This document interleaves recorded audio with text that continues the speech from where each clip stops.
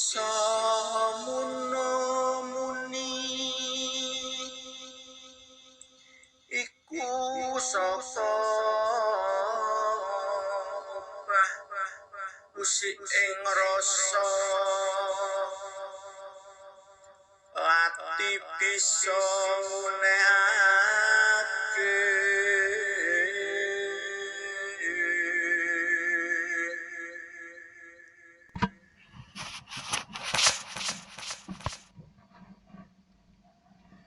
Assalamualaikum warahmatullahi wabarakatuh.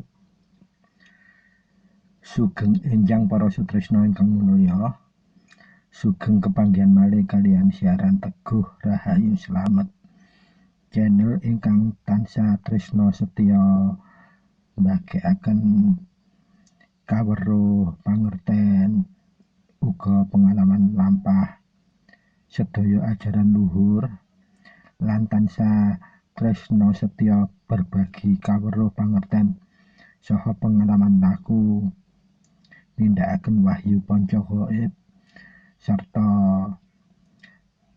ilmu hakikat, ilmu hak, ilmu hikmah, khususipun nindakaken panca laku ihsan lan ingkang langkung utama inggih menika kawruh pangerten lan pengalaman laku panca laku kunci ngawurip mubarok. Mugia kepanggihan kita wonten ing enjang menika kita sedaya sekeluarga sami tansah pinaringan nikmat ingkang langkung agung saking Allah inggih menika arupi kesehatan boten kirang suatu napa kemawon kita sekeluarga lan khususipun pinaringan manah ingkang tentram. Para sutresna ingkang minulya, kepanggihan kita sakmenika sampun mancik edisi 100 gangsal. Kuko badhe ngaturaken tema inggih menika laku ngunduh arba'in fadilah sirhake bismillah. Mugia tema ingkang kita aturaken wonten enjang menika tasih tansah saged netesaken manfaat miguna lan mahanane dumateng njejegaken gesang kita wonten ing alam donya sakeluarga kanthi gecolan hidayatul hidayah saking Allah kanthi genggam ridhonipun Allah kemawon semata. Pramila monggo kados biasanipun badhe miwiti bahasan menika kita tansah ngresapaken sesarengan fadilatipun Fatihah, Ummul Quran, Ummul Kitab kangge miwiti bahasan menika supados tetep jinangkungan hidayatul hidayah saking Allah langsung sehingga sedaya hasilipun mangke saged netesaken manfaat migunani lan mahanani dumateng gesang kita sekeluarga. Monggo dipun wiwiti. A'udzubillahi minasyaitonirrajim. Bismillahirrahmanirrahim. Alhamdulillahi rabbil alamin. Ar-Rahmanirrahim maliki yaumiddin. Iyyaka na'budu wa iyyaka nasta'in. Ihdinas siratal mustaqim. Siratal ladzina an'amta 'alaihim ghairil maghdubi 'alaihim waladdallin. Rabbighfirli wa liwalidayya. Amin. Bismillahirrahmanirrahim. Alhamdulillahirabbil alamin.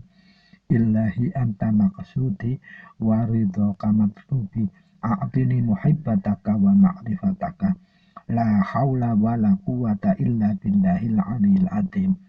Allahumma sholli ala sayyidina Muhammadin abdika wa nabiyika wa rasulika an-nabiyil ummiyil wa ala alihi wa sahbihi wa barik wa sallam tasliman biqadri azamati dzatika fi kulli waqtin wa hin.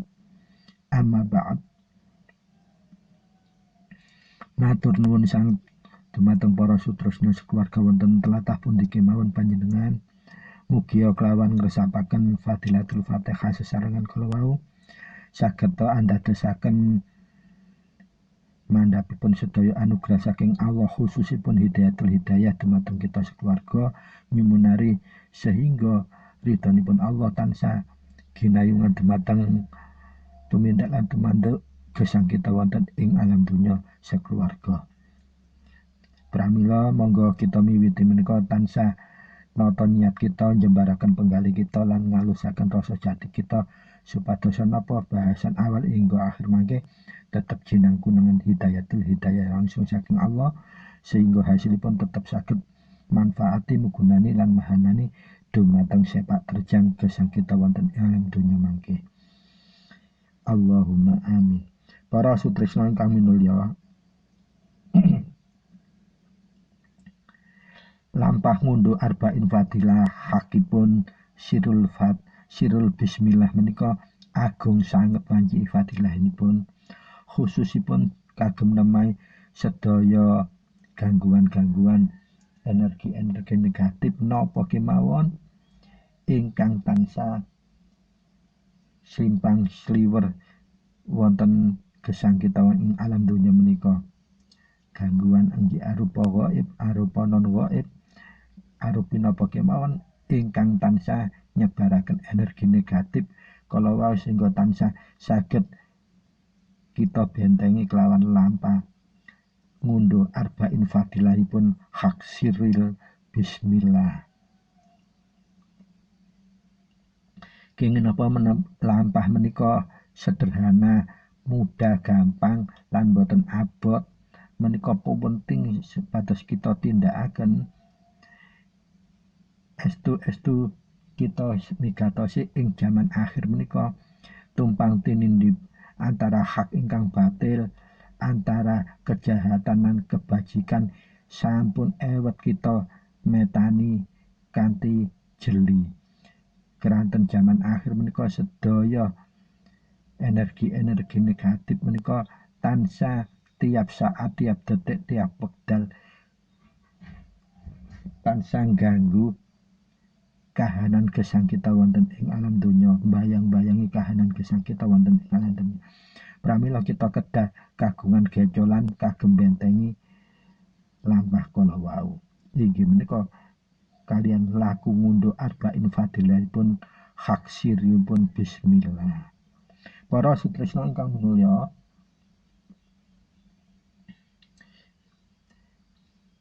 wonten salah setunggalipun riwayat malaikat Jibril menika tansah memuliaken kalimat bismillah utawi tembung bismillah menika, bismillahirrahmanirrahim menika dados ucapan ingkang datengaken kebajikan-kebajikan utawa sirul ingkang energinipun sanget positif tur agung. Pramila kados dipun sabdaaken Rasulullah Muhammad sallallahu alaihi wasallam,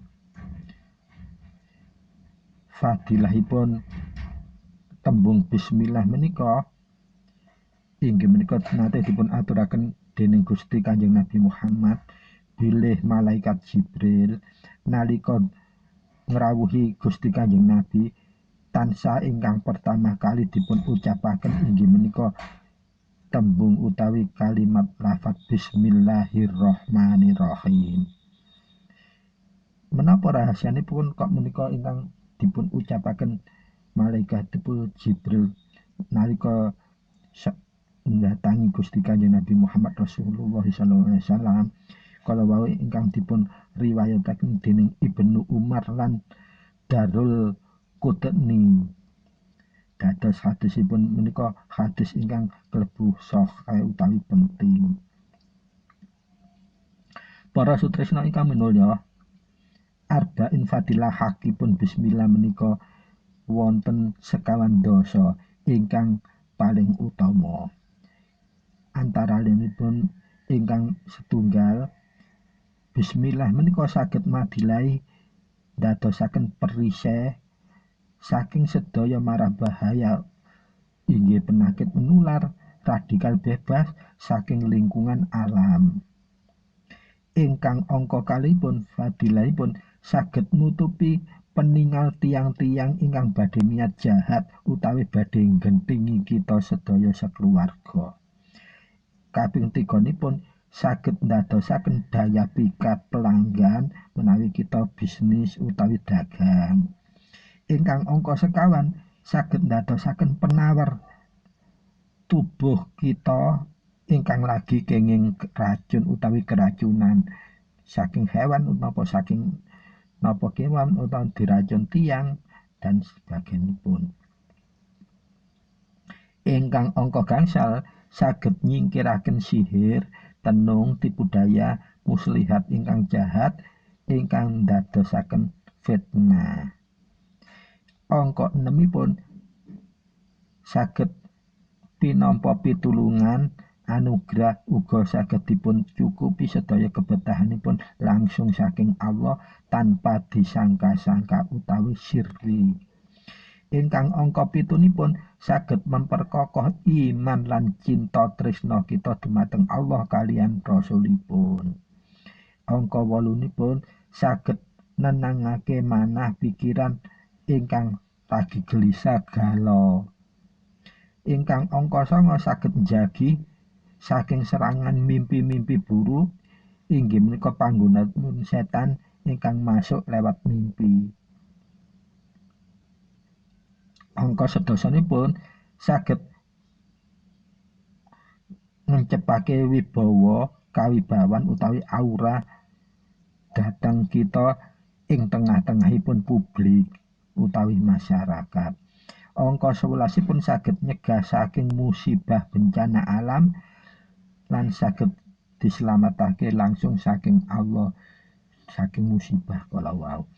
Angka 12 saged terhindar saking serangan kejahatan perampokan, penculikan, hujatan utawi pembunuhan. Dan nalika jaman-jaman genting lampah menika estu wigatosipun ageng sanget.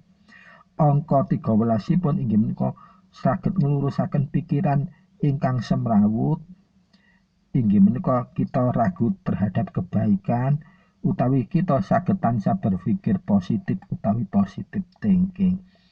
Ingkang angka 11 saged ndadosaken penyabar lan ketabahan dumateng manah kita ngadepi kahanan napa kemawon. Angka 11 saged nglunturaken penyakit ati, sombong, angko, tamak, dengki, takabur, amarah lan lintu-lintunipun penyakit manah. Angka 16 saged nyegah saking godhanipun setan saking rasa dendam dados kita supaya mboten gadah rasa dendam. Angka 17 saged nyegah emosi ingkang lagi meningkat kranten terpicu kalian pawongan-pawongan ingkang bertindak keji dumateng kita. Angka 18 saged piyantuk pinangan penjagaan langsung saking Allah serta malaikat-malaikatipun saking serangan godaan setan nalika kita lagi bersedekah suami istri. Angka 19 saged nyadarake tiyang ingkang kesurupan bilih bismillahirrahmanirrahim menika diungelake kaping 51 kelawan ikhlas njur ditiupaken dhateng toya ing dicampur godhong suruh. Langsung dibilasaken dhateng wajahipun, tengkuk lan sekujur tubuh ingkang kesurupan insyaallah langsung sadar. Angka 12 saged nyadarake manah penguasa ingkang serakah tur dolim. Ingkang angka 21 saged piyantuk hidayatul hidayah saking Allah langsung nalika kita arep-arep pitulunganipun Allah lan saged njejekaken keturunan ingkang akhlakipun bagus. Angka 22 saged kalimpahan ing iwak utawi nalika kita mancing utawi dados nelayan utawi bilih badhe berangkat makarya utawi kerja nalika nglafataken bismillahirrahmanirrahim kanthi leremipun manah sedaya ingkang badhe kita tumindakaken tansah dilancaraken Allah.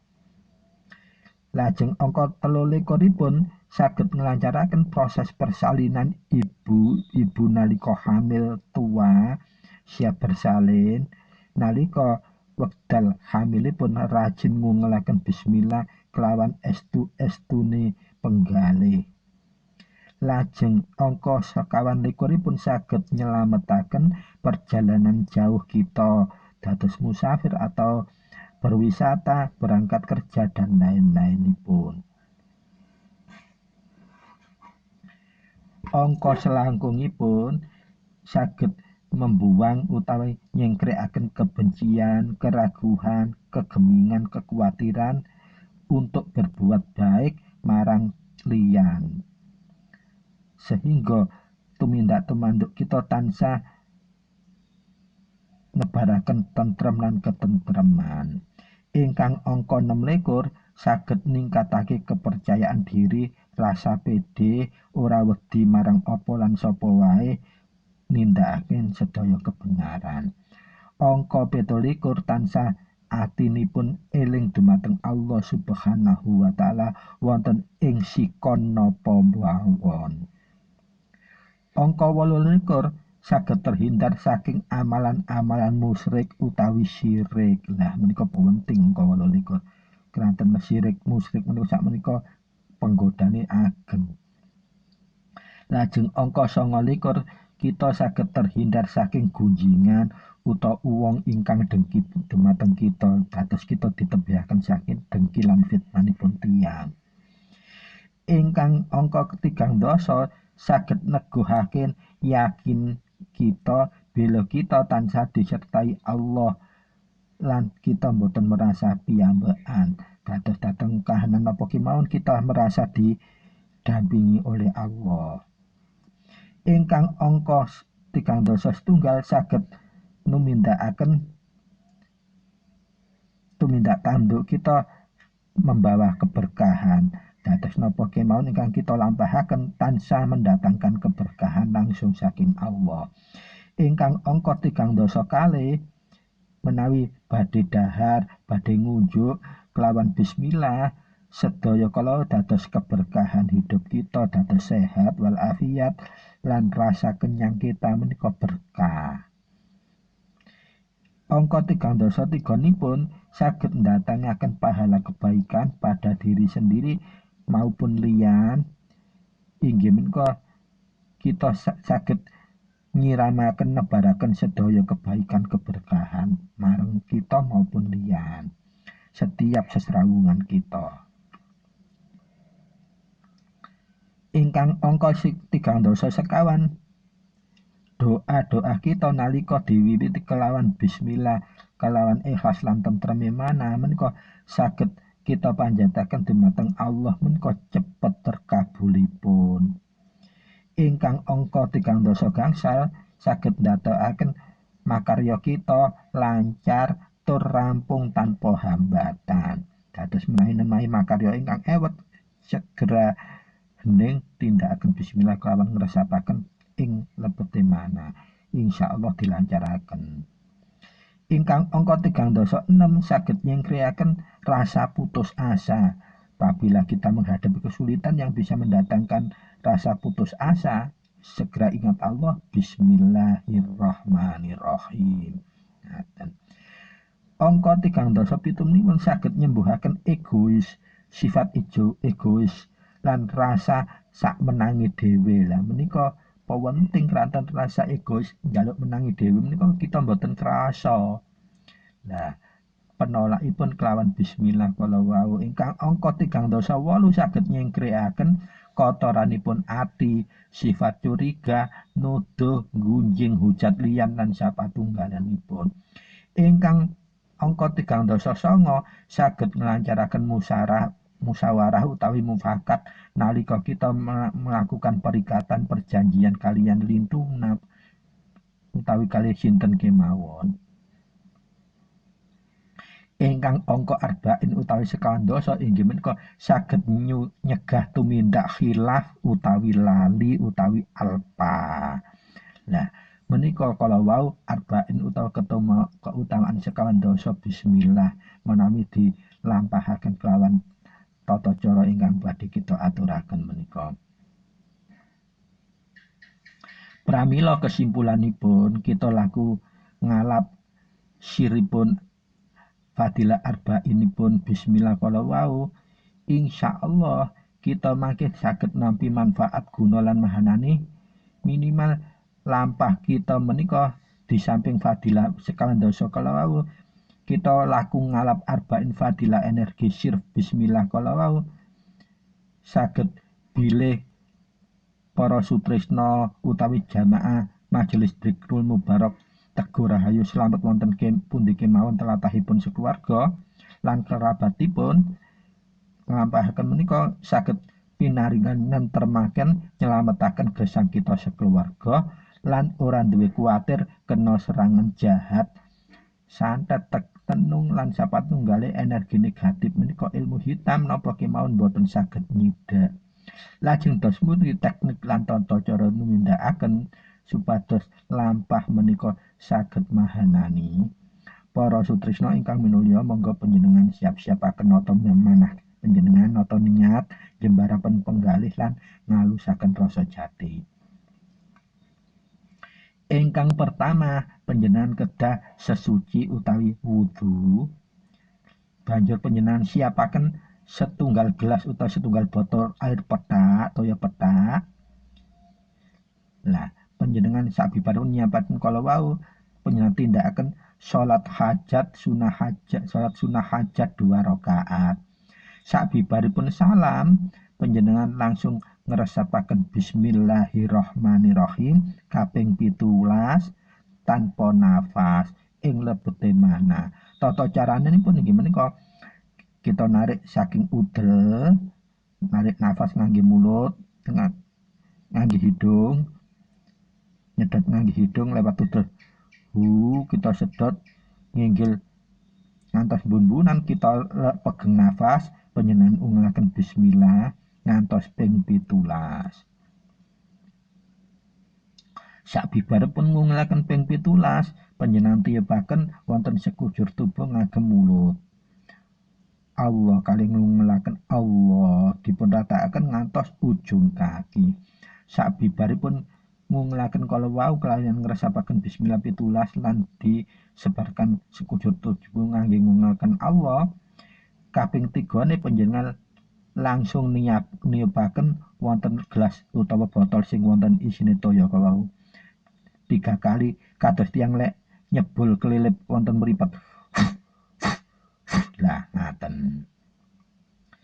Kelawan ngrasaken perut-perut panjenengan dikerasaken, diatosaken wekdal niup kala wau. Sabibaripun niupaken panjenengan ngresapaken menika ing salebete mana panjenengan mirengaken bismillahirrahmanirrahim kelawan izin ridhonipun Allah arba'in fadilah sir energine bismillah nresep dadi kekuatan ing jiwa raga ingsun. Sabibare kita ngresapaken menika panjenengan lampahaken pangunduh menika nyedot lewat udel ditarik teng bun-bunan ngangge hidung diengket teng bun-bunan ditiupaken ngangge ngungel Allah wonten ing sekujur tubuh. Saat pangundhuh menika panjenengan raosaken merambatipun aliran getaran mulai saking udel ngantos bun-bunan balik ngantos sekujur tubuh panjenengan raosaken semriwingipun. Nah menika energi bismillah mulai nresep dumateng jiwa raga kita. Lajeng sabibaripun diundhuh kala wau panjenengan tiupaken 1 kali lagi dhateng gelas utawi toya teng botol kala ngoten setunggal. Lajeng langkah ingkang kaping sekawan panjenengan ngiyakinaken mantepaken manah panjenengan kelawan ngresapaken malih bismillahirrahmanirrahim ing jerone ati. Daya arba'in sir bismillah ing jero jiwa ragaku lenggah kang prayogi jiwa ragaku arsa tentrem saking ridhone Allah. Ya sakipun panjenengan ngungelaken ngiyakenaken mantepaken manah kala wau, panjenengan tiupaken malih ping 3 dhateng gelas utawi toya wonten botol kala wau. Nah, sabibaripun panjenengan niupaken ping 3 kala wau, panjenengan nginum toya wonten gelas kala wau kelawan bismillah ngantos telas.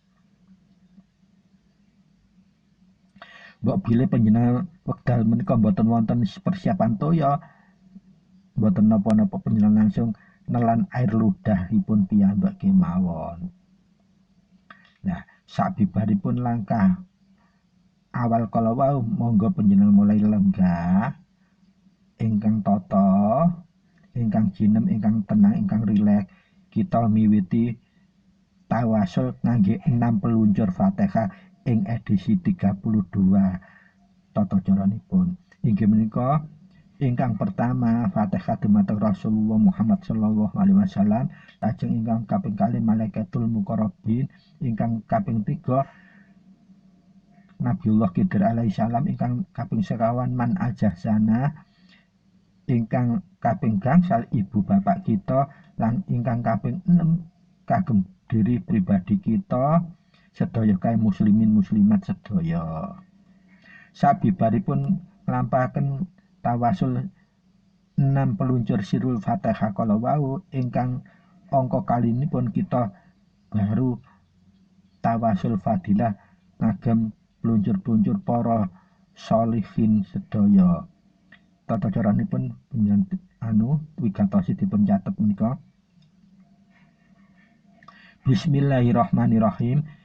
Kentun Fatihah kagem beliau-beliaunya Ahlul Qaryah, tiang-tiang ingkang nate didolimi kali kula jenengan sedaya, kali sedaya jamaah majelis dhikrul mubarak, kali para setrasna sedaya, ugi tumindak dolim tiang-tiang sepah pendahulu kita, pendahulu para jamaah majelis dhikrul mubarak, para pendahulunipun para sutresna sedaya hakul Adam kala wau saged putus lebur. Mugi beliau-beliau ingkang nate terdolimi kala wau supados saged dipun jembaraken saking Allah kelawan anugerah ingkang langkung agung, sehingga saged jembar penggalihipun pangapura dumateng kita lan sedaya leluhur kita kala wau, sehingga sedaya hakul Adam kala dipun gantos Allah kalian anugerah ingkang langkung agung. Syaulillahumul Fatihah. Panjenengan Fatihah kaping 1. A'udzubillahi minasyaitonirrajim. Bismillahirrahmanirrahim. Alhamdulillahirabbil alamin. Arrahmanirrahim. Maliki yaumiddin. Iyyaka na'budu wa iyyaka nasta'in. Ihdinas siratal mustaqim. Shiratal ladzina an'amta 'alaihim ghairil maghdubi 'alaihim waladdallin. Rabbighfirli wa li walidayya. Amin. Ingkang kaping kalih kita tawasul Fatihah malih. Wa hadratin al-anbiya'i wal mursalin wa ila ahlihil wa dzurriyyatihi syaulillahumul Fatihah. Fatihah malih panjenengan setunggal. A'udzubillahi minasyaitonirrajim. Bismillahirrahmanirrahim. Alhamdulillahirabbil alamin. Arrahmanirrahim. Maliki yaumiddin. Iyyaka na'budu wa iyyaka nasta'in. Ihdinas siratal mustaqim. Siratal ladzina an'amta 'alaihim ghairil maghdubi 'alaihim waladdallin. Sebagai catatan menawi panjenengan nindakaken cukup nyetel video menika, sabibaripun di mukadimah tawasilipun panjenengan kantun ngungelaken Fatihah ngantos selesai. Ingkang angka 3-nipun ila hadratin al-khulafa'ur rasyidin Sayyidina Abu Bakar As-Siddiq radhiyallahu an, wa Sayyidina Umar ibnu Khattab radhiyallahu an, wa Sayyidina Utsman ibnu Affan radhiyallahu an, wa Sayyidina Ali ibnu Abi Thalib radhiyallahu an, wa bi karamatuha wa hadratin Syekh Abdul Qadir Jailani Sultanul Auliya, wa hadratin al ulama sholihin, ulama alimin, ulama mursyidin, termasuk ingkang babat tanah Nusantara ingkang babat tanah Jawa lan termasuk raja-raja Majapahit, raja-raja Mataram, raja-raja Demak, dan hadratin syekh ingkang babat tanah Mekah, tanah Timur Tengah, termasuk tanah Yaman, Mesir lan Afrika. Wabil khusus hadrati syekh ingkang babat lan siar agama Islam wonten ing tanah Nusantara, tanah Jawa, khususipun Syekh Subakir lan para wali songo, wabil khusus duriyahipun Rasulullah ing tanah Nusantara, duriyahipun ing tanah Jawa, khususipun duriyah Rasulullah wonten ing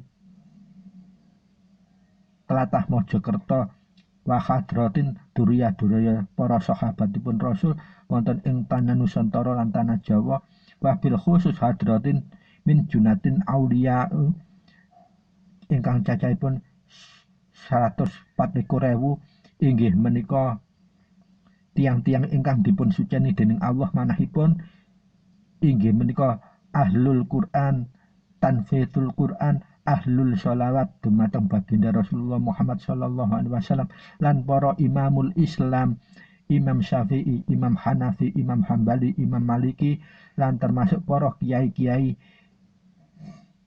seket negara muslim, wabil khusus kiai-kiai Nusantara, wabil khusus kiai-kiai tanah Jawa, wabil khusus kiai-kiai ing tlatah Mojokerto lan kota panjenengan sedaya.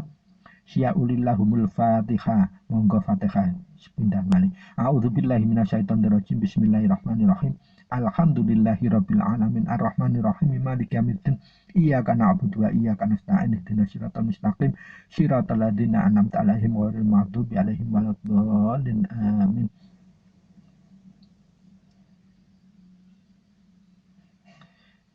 Salajengipun wabil khusus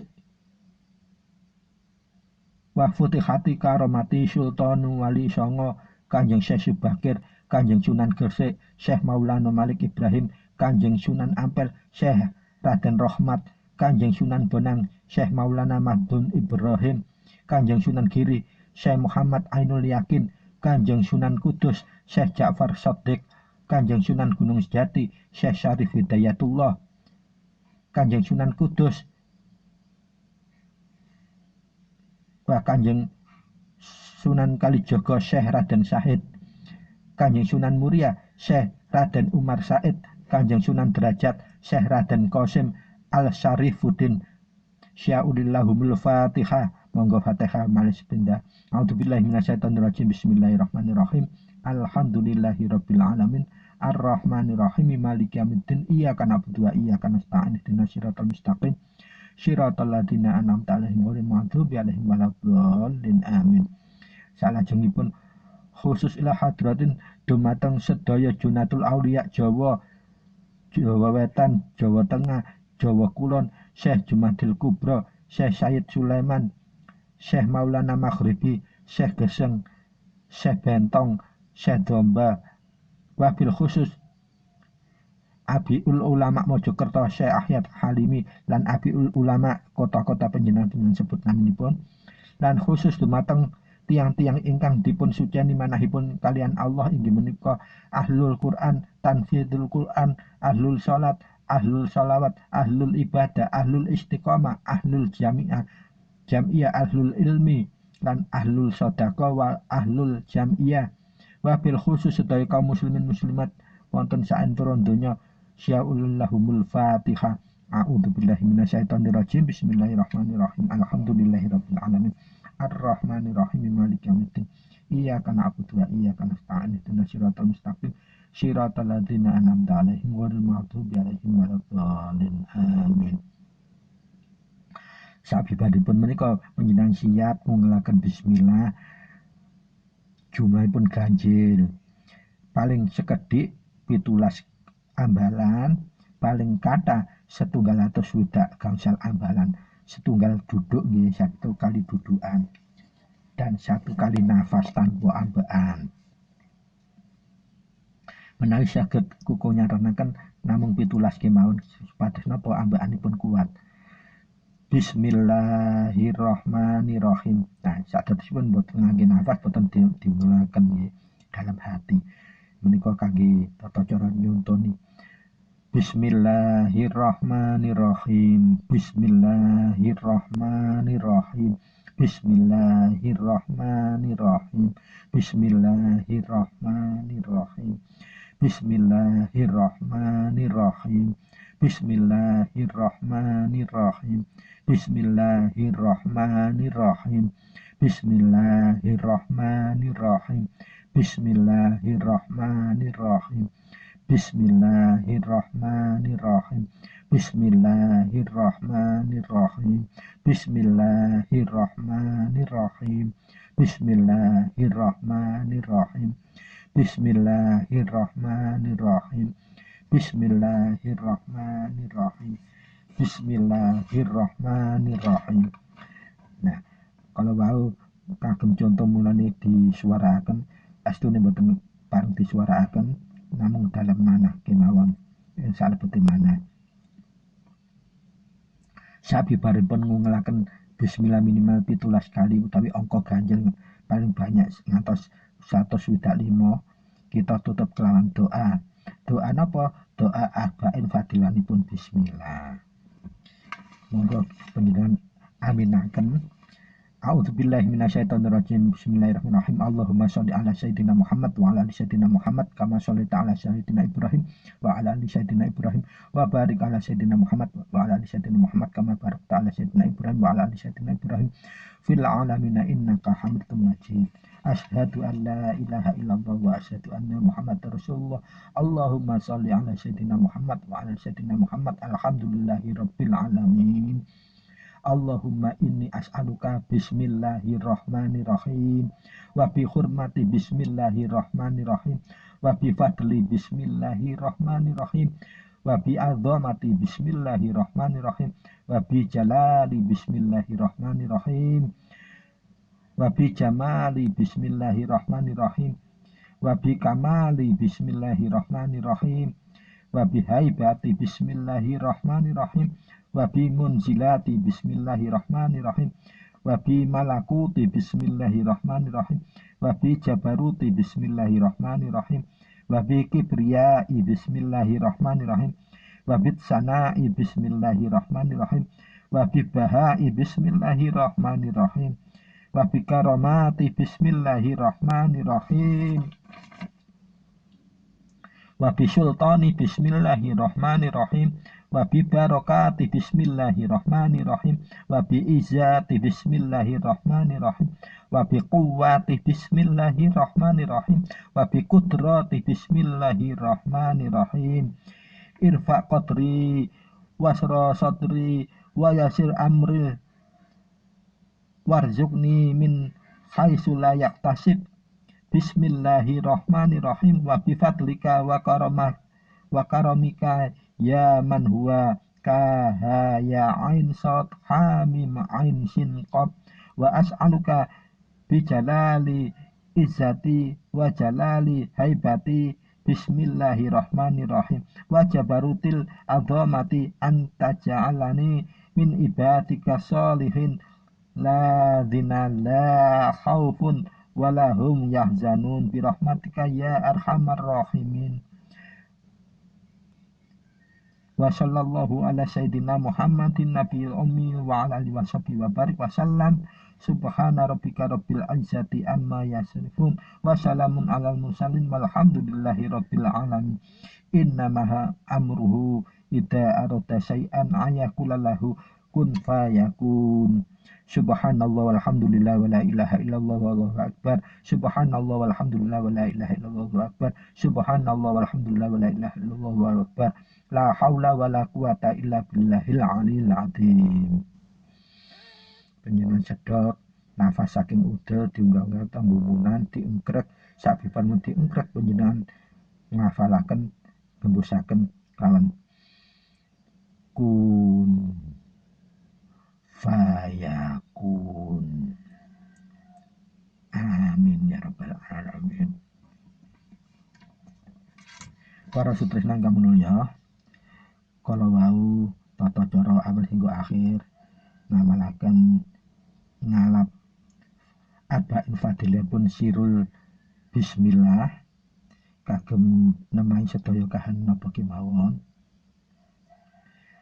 kelawan ditutup kelawan doa lan dipun tutup kan mlebetaken kun fayakun dumateng jiwa raga kita kalau sedaya prosesipun selesai mugi sedaya kalau saged dadosaken manfaat guna lan mahnani dumateng gesang kita sekeluarga sehingga kita saged nyepeng gesang ingkang mubarok lan sedaya ridhonipun Allah tansah jinangkon dumateng kita sekeluarga. Pramila kirang langkung niku nyuwun gunung pangaksami mugi menawi sinten kemawon ingkang badhe nindakaken saged nyetel video menika lan niraaken utawi kantun panjenengan dadosaken kegayudanipun kangge menapa kemawon khususipun sekawan dasa fadilah kala wau lan kangge nyingkrehaken sedaya aura negatif energi negatif dumateng gesang kita sekeluarga. Mugi saged dadosaken amalan ilmu ingkang manfaat, ilmu ingkang jariah lan saged manfaat guna lan mahnani dumateng gesang kita sekeluarga. Kirang langkung nyuwun pangjaman. Matur nuwun sanget wigatosipun. Billahi taufiq wal hidayah wa biridha wal inayah. Wassalamualaikum warahmatullahi wabarakatuh. Sugeng pepanggihan malih wonten ing edisi saajengipun edisi 106. Matur nuwun.